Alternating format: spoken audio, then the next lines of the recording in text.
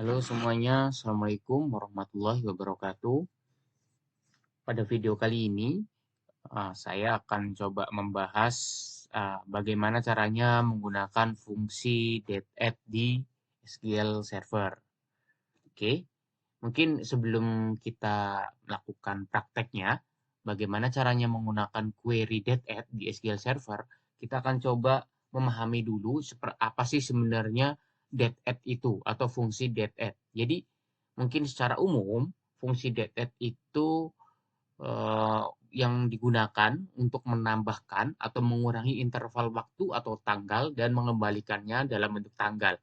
Atau bahasa mudahnya adalah teman-teman bisa menambahkan hari, bisa menambahkan waktu lah ya, bisa menambahkan waktu atau mengurangi waktu menggunakan fungsi yang sudah ada di dalam SQL Server. Nah, penambahan waktunya itu apa aja sih? Bisa lihat di sebelah sini, di sebelah kanan. Jadi di sini ada date dan singkatannya adalah date itu mungkin lebih ke penjelasannya ya. Jadi kita dapat menambahkan dalam waktu dalam bentuk tahun, dalam bentuk monthly, dalam bentuk hari, week, jam, menit, bahkan sampai yang paling kecil yaitu nanosecond. Itu kita bisa tambahkan. Nah, cara penggunaannya kita bisa menyebutkan date part-nya ataupun singkatannya. Jadi, nantinya di SQL Server, teman-teman bisa menambahkan contoh saya ingin menambahkan 1 tahun ke depan. Nah, itu bisa menggunakan year atau YYYY atau YY. Begitu juga dengan quarter. Ingin menambahkan 4 bulan, sorry, quarter ya, seperempatnya. Itu bisa menambahkan dengan quarter atau QQ ataupun monthly. Itu bisa menambahkan dengan month atau M atau MM. Seperti itu. Jadi yang di sebelah kanan ini adalah nama fungsi yang dapat digunakan atau date part-nya. Jadi bisa disebutkan date part-nya atau singkatannya. Sorry, bukan nama fungsi, tapi kita mau menambahkan dalam bentuk apa gitu. Dalam bentuk hari, bulan, jam, menit, sesuai dengan kebutuhan yang akan kita gunakan nantinya. Begitu. Jadi ini ya, sebelum kita praktek, mungkin saya ulangi lagi, fungsi DET. DET itu digunakan untuk menambahkan ataupun mengurangi interval waktu atau tanggal dan dikembalikannya atau dan akan mengembalikan hasilnya dalam bentuk tanggal atau date. Jadi sesuai sesuai dengan yang kita resultnya itu dalam bentuk tanggal, dalam bentuk date. Itu adalah fungsi DET. Jadi DET mungkin jika di bahasa Indonesia kan diartikan adalah DET, menambahkan tanggal. Tapi sebenarnya nggak cuma menambahkan, tapi mengurangi juga dapat kita gunakan. Gitu. Oke. Selanjutnya kita langsung saja ke ini ya, ke prakteknya.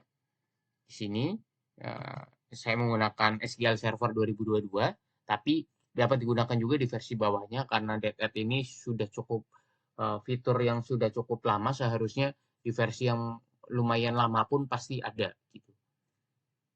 Oke, kita coba langsung tambahkan DET. Ini fungsi DET, buka kurung. Nah, saat kita menuliskan DET, kemudian buka kurung, di sini ada nih, teman-teman bisa lihat, di sini ada interval, kemudian increment int-nya, selanjutnya adalah expression-nya. Jadi ada 3 ya. Ada 3 value yang harus kita isi. Intervalnya apa? Yang tadi. Yang sudah saya sebutkan ada date part-nya. Kita mau tambahkan dalam bentuk apa? Mungkin supaya mudah kita praktek di sini kita coba menambahkan dalam bentuk tahun, hari, ataupun jam ya, supaya mudah perhitungannya. Oke, mungkin yang pertama adalah tahun.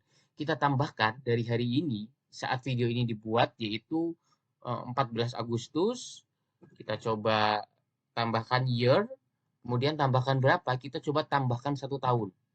Oke. Nah, kita ambil dari sekarang menggunakan get date. Lihat, ini warna hitam berarti ya, sorry, atau bold, bukan warna hitam ya, bold. Di sini ini berarti kita sedang mengisi value ini yang ketiga. Set. Kita pastikan hari ini adalah 14 Agustus 2023 saat video ini dibuat. Kita coba lihat. Sini adalah set. Nah, seperti ini teman-teman hasilnya. Hari ini atau get date, mungkin saya buat kayak gini ya. Today. Selanjutnya di sini adalah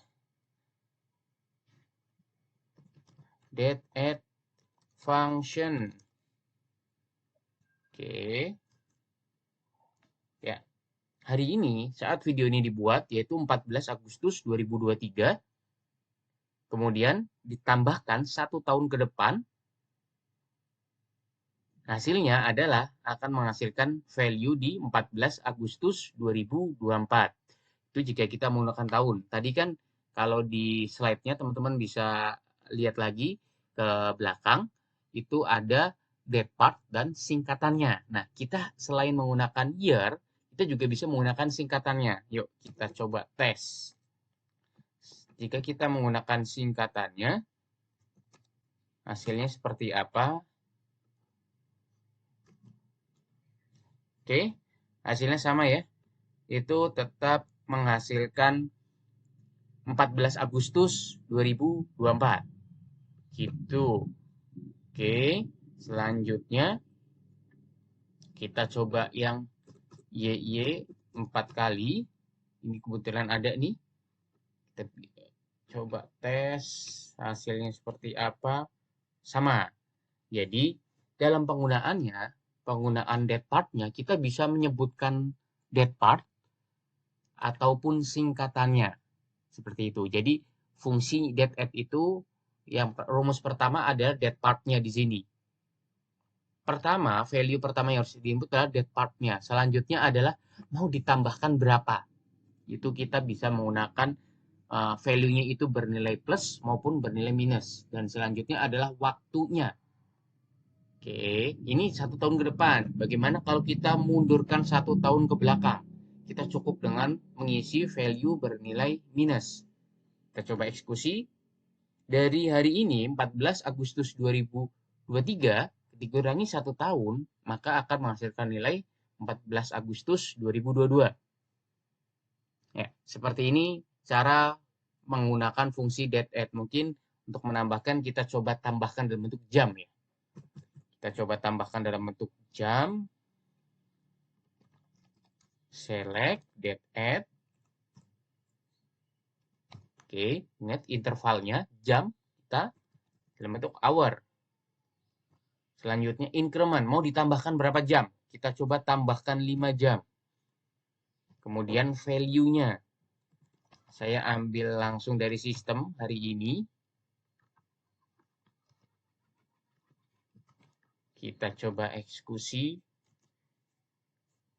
Oke, saat video ini dibuat, yaitu 14 Agustus 2023 pukul 8:07. Dan 5 jam ke depan, itu value-nya adalah menjadi pukul 1:07. Itu cara menambahkan dalam bentuk jam. Nah, di sini sudah saya contohkan dalam bentuk jam, dalam bentuk tahun. Dan untuk hari dan yang lainnya lagi, itu cukup mudah ya. Bisa dipraktekkan secara langsung.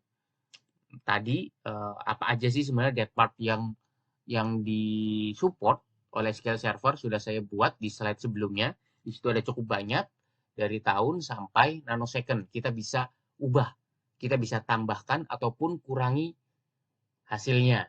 Begitu. Nah, ini mungkin dalam bentuk coba bagaimana caranya kalau kita tambahkan dalam bentuk hari tapi value-nya di hardcode.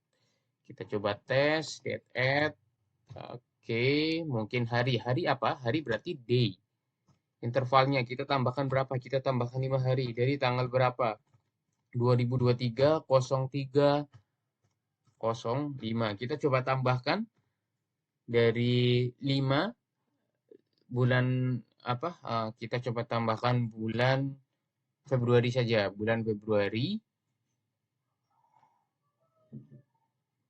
Oke. Kita lihat berapa? Menjadi tanggal 10. Dari tanggal 5 ditambah 5 menjadi tanggal 10. Nah, kita coba pastikan. 2023 Februari itu sebenarnya sampai tanggal berapa sih? tanggal 28 atau tanggal 29. Nah, itu kita nggak perlu mikir itu sampai tanggal 28 atau 29 karena sudah akan dihitung oleh sistem. Jadi contoh adalah kita tambahkan waktu 30 hari. Oke. Nah, dia akan langsung berubah nih menjadi 7 April. Ya, 7 April. Berarti bisa dihitung tuh. Berarti hanya sampai tanggal 28 Februari. Kenapa? Karena plus 2. Kan kalau 30 plus 30, kalau ketemu tanggal 30 harusnya ketemunya tanggal 5. Tapi ini di plus 2, berarti kan 29, 30. Ada pengurangan 2 hari. Makanya secara tanggalnya di bulan Maret akan nambah 2 hari ke depan. Jadi tanggal 7.